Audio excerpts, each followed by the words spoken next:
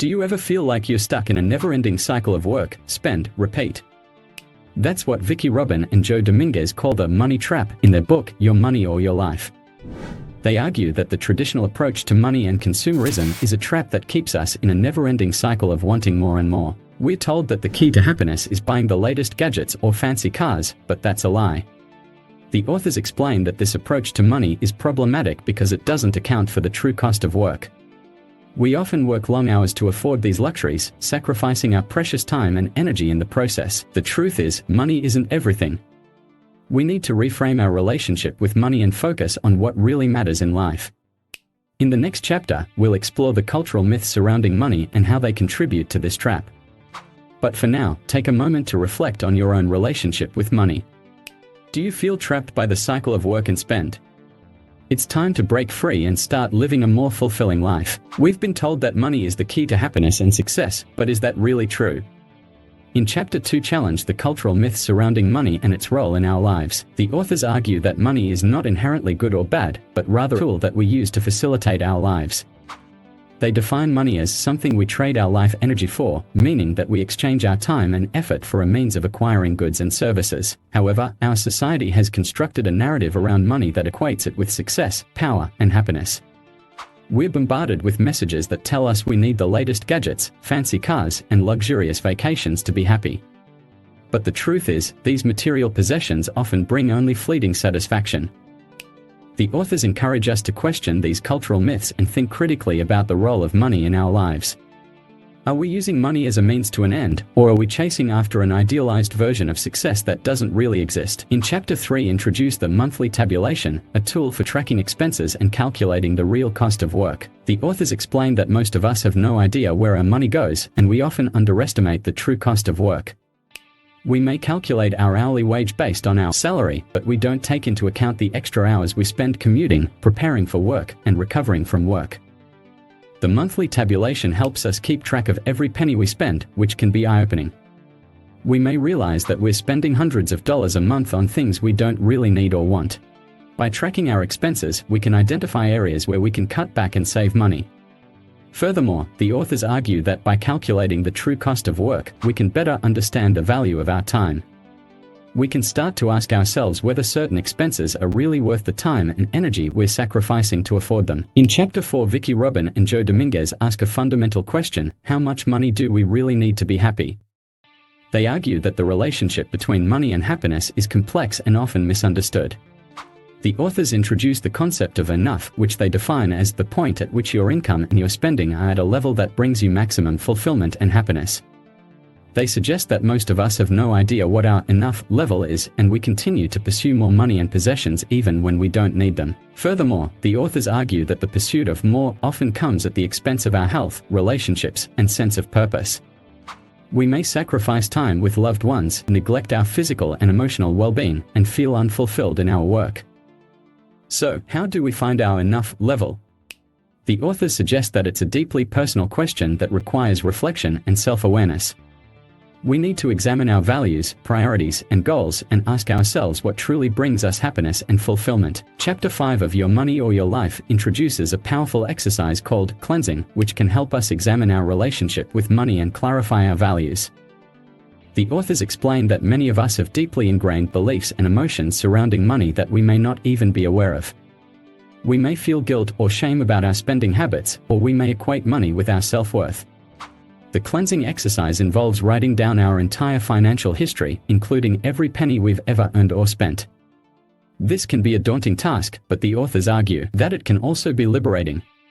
By getting all of our financial thoughts and feelings out in the open, we can start to examine them and challenge the ones that no longer serve us. The authors also suggest that the cleansing exercise can have psychological benefits beyond our finances. By examining our relationship with money, we may start to uncover deeper values and beliefs that shape our lives. We may become more aware of how we spend our time and energy, and we may start to make choices that align with our true priorities. Chapter 6 of Your Money or Your Life challenges the traditional American dream of endless consumption and materialism. The authors argue that living frugally can actually lead to a more fulfilling and sustainable life. They introduce the concept of the shoestring lifestyle, which involves living below your means and minimizing expenses. This may involve downsizing your home, driving an older car, or cooking meals at home instead of eating out. The authors argue that the benefits of living on a shoestring go beyond financial savings. When we consume less, we also reduce our impact on the environment and free up time and energy for more meaningful pursuits. Living on a shoestring can also help us redefine our priorities and values. We may discover that we don't need as much as we thought to be happy, and we may start to question the endless cycle of work and consumption that dominates our culture. Chapter 7 of Your Money or Your Life introduces the concept of life energy, which is the time and energy we spend in exchange for money.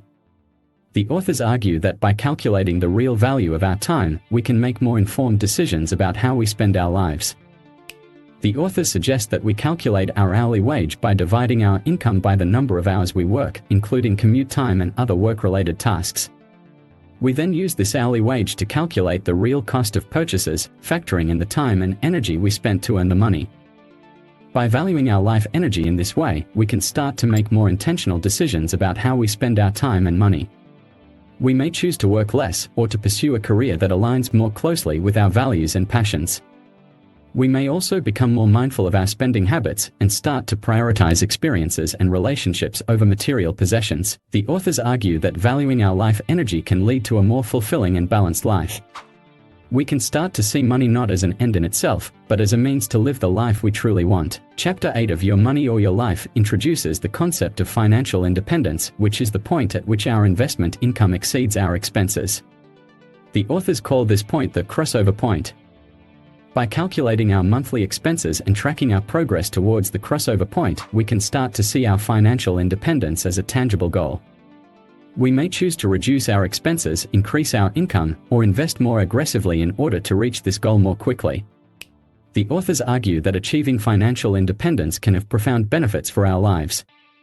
We may feel more secure and less stressed about money.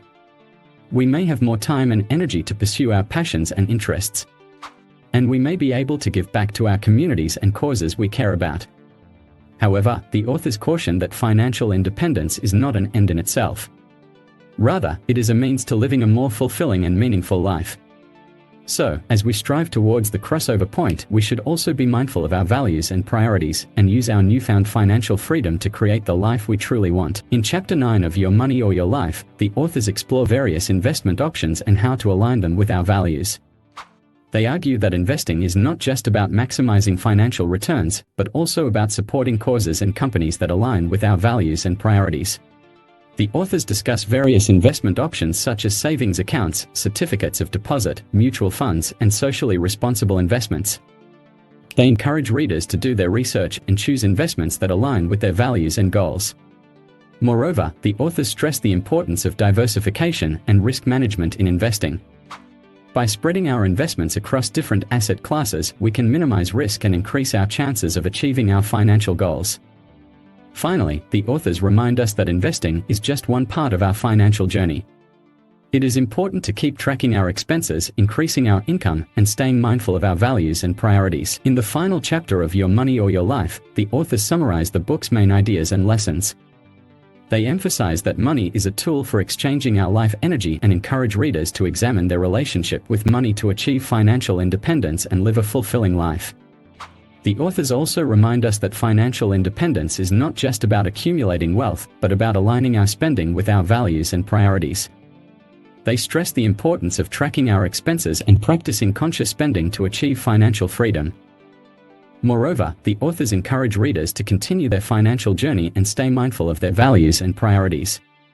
They provide resources and tools for readers to continue learning and improving their financial situation. In conclusion, Your Money or Your Life is a valuable guide for anyone seeking to improve their financial situation and live a more fulfilling life.